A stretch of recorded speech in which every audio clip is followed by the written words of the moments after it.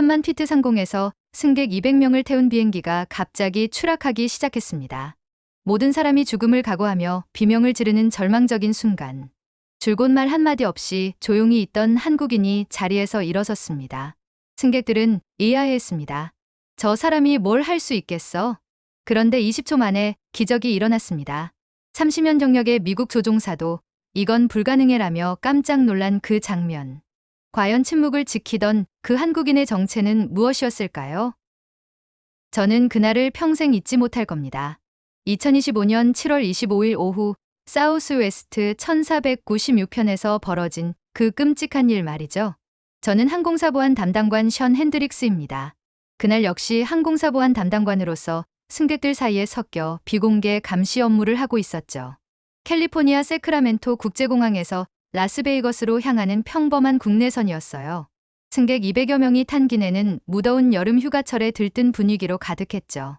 아이들 웃음소리, 어른들의 담소. 모든 게 평화로웠습니다. 이륙 후 10분쯤 지났을 때였어요. 갑자기 기체가 격렬하게 흔들리더니 날카로운 경고음이 기내를 찍고 지나갔습니다. 충돌 위험, 상승하라, 자동 음성이 계속 반복해서 울려 퍼졌어요. 그 순간이었습니다. 비행기가 마치 돌덩이처럼 급격히 기수를 아래로 떨어뜨렸어요. 저는 안전벨트에 몸이 묶인 채로 좌석에서 떠오르는 느낌을 받았죠. 창밖으로 지면이 무섭도록 빠르게 다가왔습니다. 건물들이 점점 커져 보였어요. 옆자리 6살 아이가 목이 터져라 울부짖었습니다. 그 아이 어머니는 얼굴이 새하얗게 질린 채 아이를 꽉 끌어안고 있었죠. 앞좌석 승객이 마시던 뜨거운 커피가 허공에 흩날리며 제 얼굴에 튀었어요. 기내 곳곳에서 승객들의 비명과 신음이 터져나왔습니다. 하느님, 제발 살려주세요. 온갖 절규가 기내를 가득 메웠죠. 70대로 보이는 할머니는 두 손을 모으고 기도를 하셨고 젊은 커플은 서로를 꽉 붙잡고 있었어요. 승무원 2명이 충격으로 바닥에 넘어지고 짐칸에서 가방들이 우르르 쏟아져 내렸습니다. 기장의 떨리는 목소리가 기내 방송으로 들렸어요.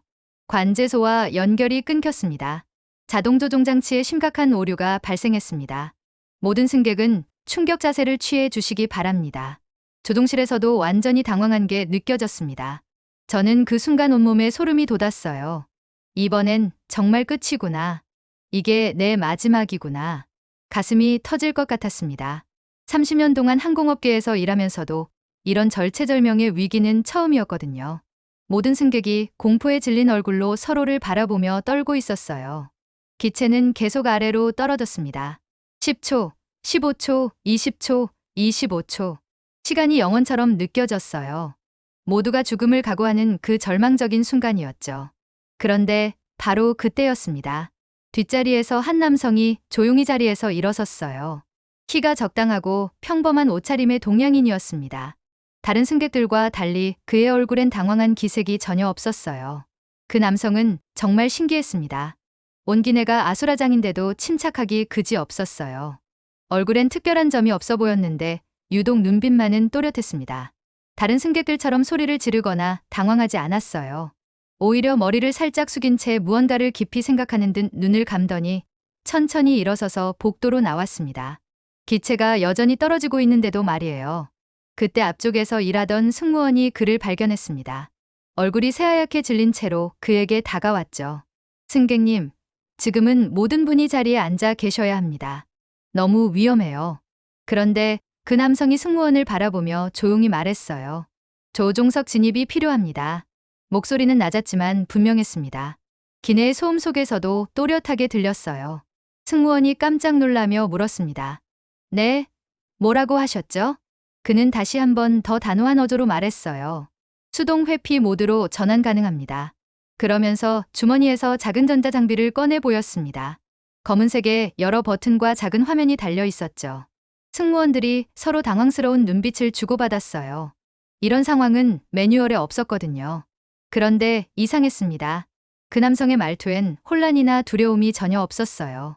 마치 이런 위기 상황을 여러 번 겪어본 사람 같았습니다. 승무원이 기장에게 인터폰으로 급히 연락했어요. 기장님, 승객 중 한 분이 조종석 진입을 요청하고 계십니다. 수동 회피가 가능하다고 하는데요. 기장의 대답이 스피커로 들렸습니다. 뭐라고요? 지금 이 상황에 목소리에 당황함이 가득했어요. 그 순간 기체가 또 한 번 크게 흔들렸습니다. 승객들의 비명이 다시 터져 나왔고 몇 명은 기절할 듯 고개를 떨어뜨렸어요. 시간이 흘러갈수록 상황은 더 절망적이 되고 있었습니다. 그런데 그 남성이 기장실 쪽으로 걸어가면서 말했어요. 30초 안에 수동 전환하지 않으면 회복 불가능합니다. 그의 걸음걸이는 흔들리지 않았어요. 기체가 떨어지고 있는데도 균형을 완벽하게 잡고 있었습니다. 기장실 문이 열렸고 땀으로 범벅이 된 기장의 얼굴이 보였어요. 그는 그 남성을 올려다보며 물었습니다. 당신은 누구십니까? 조종사인가요? 남성이 고개를 살짝 끄덕였어요. 한때 조종을 배웠습니다. 단순한 대답이었지만 기장의 눈이 번쩍 떴습니다. 주위 승객들도 숨을 죽이고 지켜보고 있었어요. 저 역시 긴장된 마음으로 그들의 대화를 들었습니다. 과연 이 동양인이 우리를 구할 수 있을까? 그 순간이 우리 모두의 운명을 가를 것 같았습니다. 기장이 그에게 조종석 문을 열어주는 순간 저는 숨을 멈췄습니다. 과연 이 평범해 보이는 동양인이 우리를 구할 수 있을까? 그는 조종석에 들어가자마자 계기판을 훑어보더니 즉시 상황을 파악했어요. 충돌 회피 시스템이 오작동하고 있습니다. 수동으로 해제해야 합니다. 목소리는 여전히 침착했죠. 기장이 당황하며 물었어요. 어떻게 아십니까? 당신 정체가 뭡니까? 그는 대답 대신 주머니에서 꺼낸 전자장비를 조종판에 연결했습니다. 작은 화면에 숫자들이 빠르게 흘러갔어요. 좌측 15도 상승, 우측 기류 보정각 조정이 필요합니다. 마치 수십 년 경험이 있는 조종사 같았어요. 이건 군용 장비입니다. 기장이 깜짝 놀라며 외쳤습니다. 당신 혹시 군인이었습니까? 그 남성은 여전히 말없이 손을 움직였어요. 기장의 손을 정확한 위치로 유도하면서 말했습니다. 지금은 질문보다 조치가 우선입니다. 따라하세요. 저는 조종석 밖에서 그 모습을 지켜보고 있었는데 정말 놀라웠어요. 그의 손놀림은 기계처럼 정확했습니다. 한치의 망설임도 없이 조작했어요. 좌측 상승, 그가 외쳤습니다. 기장이 조종관을 당기자 기체가 서서히 균형을 잡기 시작했어요. 우측 기류 차단, 또 다른 명령이 떨어졌고 기장은 그대로 따라했습니다. 10초, 15초가 지나면서 기체의 떨림이 줄어들었어요. 급강하하던 비행기가 점점 수평을 되찾았습니다. 승객들 사이에서 멈췄나? 이제 괜찮은 건가? 하는 속삭임이 들렸어요. 그런데 갑자기 또 다른 경고음이 울렸습니다. 연료 분사 시스템 오류 발생. 기장이 다급하게 외쳤어요. 그 순간 그 남성이 마지막 조치를 취했습니다. 전자장비를 다시 조작하더니 비상연료 절약 모드로 전환합니다 라고 말했어요. 그의 손가락이 여러 버튼을 연속으로 눌렀고 마침내 모든 경고음이 멈췄습니다. 기체는 완전히 안정을 되찾았어요. 창밖으로 보이는 지면이 더 이상 가까워지지 않았습니다. 대신 구름 사이로 파란 하늘이 보이기 시작했죠. 승객들 사이에서 박수가 터져 나왔어요. 살았다, 기적이야. 온 기내가 환호성으로 가득했습니다. 어린아이는 엄마 품에서 울음을 그치고 웃고 있었고 할머니는 눈물을 흘리고 계셨어요. 기장이 땀을 닦으며 그에게 말했습니다. 당신이 아니었다면 우리 모두 죽었을 겁니다. 정말 감사합니다. 그런데 어떻게 이런 기술을? 그는 조용히 전자장비를 주머니에 넣으며 말했어요. 한때 조종을 배웠습니다. 여전히 짧은 대답이었지만 이번엔 그 말의 무게가 달랐습니다. 저는 그때 깨달았어요. 이 사람은 단순한 승객이 아니었습니다. 분명 특별한 경험과 실력을 가진 사람이었죠. 그런데 왜 자신을 드러내지 않을까요? 기체가 안정을 되찾고 모든 승객이 안도의 한숨을 쉬고 있을 때였습니다. 갑자기 뒷좌석에서 큰 목소리가 들렸어요. 중년의 중국계 남성이 벌떡 일어나며 소리쳤습니다. 뭔가 이상하지 않습니까? 갑자기 사고가 나고 마침 그 사람이 해결했다고요? 그는 비즈니스 정장에 얼굴에 불신이 가득했어요. 그 말에 몇몇 승객들이 웅성거리기 시작했습니다. 이어서 앞좌석의 미국인이 코웃음을 쳤습니다. 그 사람이 조작해서 이런 일이 생긴 건 아닐까요? 저는 깜짝 놀랐어요. 방금 전까지 우리를 구해준 은인을 의심한다니요. 중국계 남성이 더욱 흥분했어요. 그게 바로 완전범죄 수법입니다. 문제를 일으키고 자신이 해결해서 영웅이 되는 거예요. 미국인도 거들었습니다. 조용하다고 해서 다 똑똑한 건 아니거든요. 그냥 운이었을 뿐이죠. 그 순간 그 한국인 남성이 조용히 자리에서 일어났어요. 손에는 여전히 그 전자장비가 들려 있었습니다. 여러 시선이 그에게 집중되었지만 그의 표정은 전혀 흔들리지 않았어요. 승무원이 어쩔 줄 몰라 하며 진정시키려 했지만 소용없었습니다. 중국계 남성이 더욱 소리쳤어요. 저 사람이 또 뭔가 할지 어떻게 알아요? 조종석에 들어가는 것 자체가 규정 위반이잖아요. 기장이 기내 방송으로 승객들을 달래려 했지만 미국인이 끼어들었어요. 기장님도 속으신 겁니다. 민간인이 갑자기 나타나서 조종을 한다는 게 말이 됩니까? 그 한국인은 여전히 말이 없었어요. 다만 조용히 고개를 숙인 채 자리로 돌아가려 했습니다. 침묵하는 모습이 오히려 더 의심스럽게 보였나 봐요. 중국계 남성이 손가락질하며 외쳤습니다. 봐요. 변명도 못 하잖아요. 죄책감에 고개를 숙이는 거예요. 저는 참을 수가 없었어요. 가슴이 뜨거워지며 소리쳤습니다. 당신들 정말 너무하네요. 그분이 없었다면 우리 모두 죽었을 거라고요. 하지만 분위기는 이미 나빠진 상태였습니다. 몇몇 승객들이 그 한국인을 의심의 눈초리로 바라보고 있었어요. 감사해야 할 구원자가 순식간에 의심받는 사람이 되어버린 거죠. 그 한국인은 끝까지 아무 말도 하지 않고 자리에 앉았습니다. 등을 구부린 채 조용히 앉아있는 그 뒷모습을 보며 저는 마음이 무너졌어요. 세상에 이런 일이 있을 수 있나 싶었습니다. 편견과 무지가 얼마나 무서운지 그때 처음 깨달았어요. 생명의 은인을 이렇게 대하다니요. 저는 그를 계속 지켜보며 의문이 들기 시작했습니다. 과연 이 사람의 정체는 무엇일까? 기체가 잠시 안정을 되찾는 듯 했지만 제 예감은 틀리지 않았습니다. 10분도 지나지 않아 계기판에서 다시 경고등이 깜빡이기 시작했어요. 기장의 당황한 목소리가 기내 방송으로 들렸습니다. 승객 여러분, 자동조종 시스템에 또 다른 오류가 발생했습니다. 수동조종으로 전환하겠습니다. 하지만 몇 분이 지나도 상황은 나아지지 않았어요. 기체가 다시 불안정하게 흔들리기 시작했습니다. 이번엔 좌우로 심하게 기울어졌어요. 승객들 사이에서 다시 불안한 목소리들이 들렸습니다. 또 시작됐나? 이번엔 뭐예요? 아까 잠깐 안정되었던 분위기가 다시 긴장으로 바뀌었어요. 그때 승무원이 다급히 외쳤습니다. 아까 그분 도와달라고 부탁드려야 해요. 모든 시선이 그 한국인에게 향했습니다. 그런데 그 순간 아까 그 중국계 남성이 자리에서 벌떡 일어났어요. 말도 안 돼. 민간인이 또 조종석에 들어간다고요? 절대 안 됩니다. 그의 목소리는 분노와 적대감으로 가득했습니다. 규정 위반입니다. 한 번도 모자라 두 번째라니요. 미국인 남성도 일어서서 소리쳤어요. 우리는 세계 최고의 기술력을 가진 미국입니다. 조용하다고 똑똑한 게 아니에요. 처음 살아남은 건 그냥 운이었을 뿐입니다. 기내가 다시 아수라장이 되었어요. 한쪽에서는 도움을 요청하고 다른 쪽에서는 강력히 반대하는 상황이었습니다. 그런데 그 한국인은 이번에도 조용히 일어섰어요. 손에는 여전히 그 작은 전자장비가 들려 있었습니다. 주위의 소란에도 불구하고 그의 눈빛은 흔들리지 않았어요. 그는 기장을 향해 침착하게 말했습니다. 지금의 상황은 자동 시스템만으론 벗어날 수 없습니다.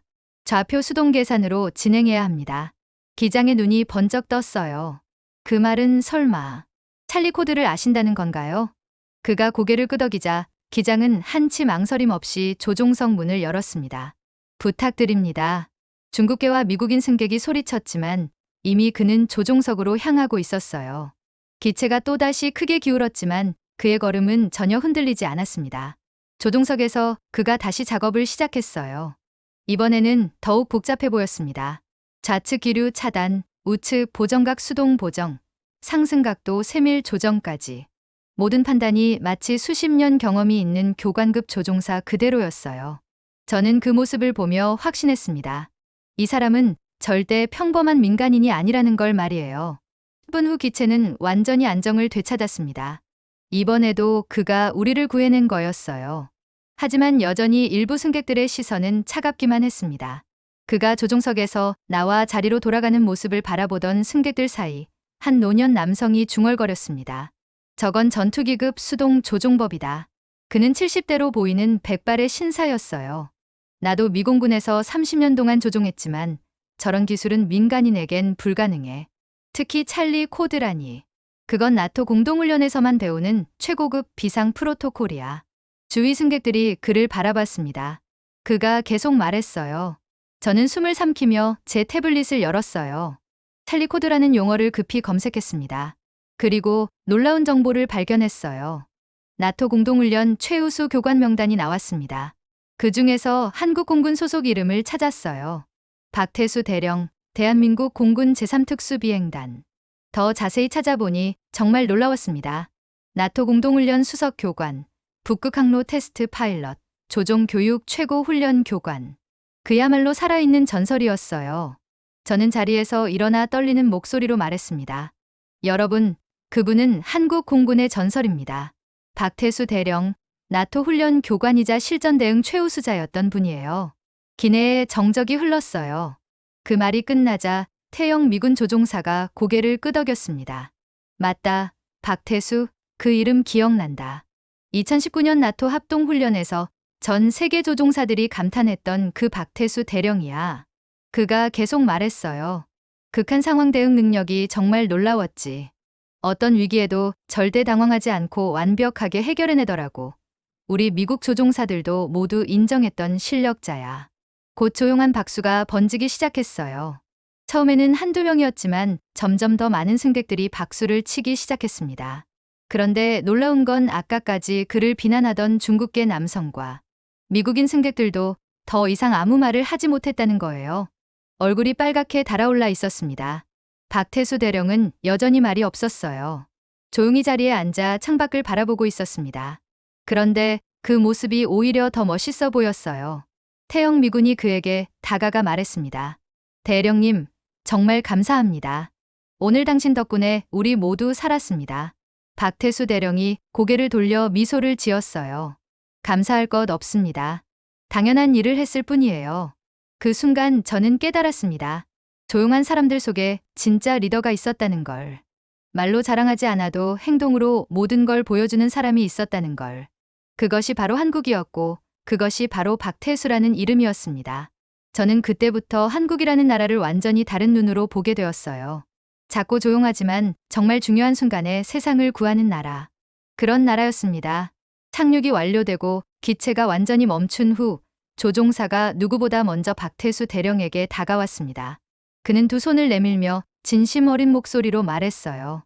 대령님, 이 비행기의 생명을 지켜주셔서 정말 감사합니다. 당신이 아니었다면.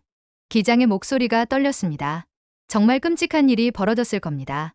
박태수 대령은 말없이 악수에 응했어요. 그 모습을 본 저는 울컥하는 마음을 숨기지 못했습니다. 그토록 의심했던 제가, 그를 말없이 바라봤던 제가 누구보다도 작아 보였거든요. 승객들도 하나둘 그에게 다가와 감사 인사를 했습니다. 정말 고맙습니다. 당신 덕분에 살았어요. 어떻게 감사드려야 할지. 그런데 신기한 건 박태수 대령이 모든 인사에 정중하게 응답했다는 거예요. 아까까지 자신을 의심하고 비난했던 사람들에게도 전혀 서운한 기색 없이 고개를 숙여 인사했습니다. 저는 용기를 내어 그에게 다가갔어요. 가슴이 두근거렸지만 꼭 묻고 싶은 게 있었거든요. 대령님, 제 목소리가 떨렸습니다.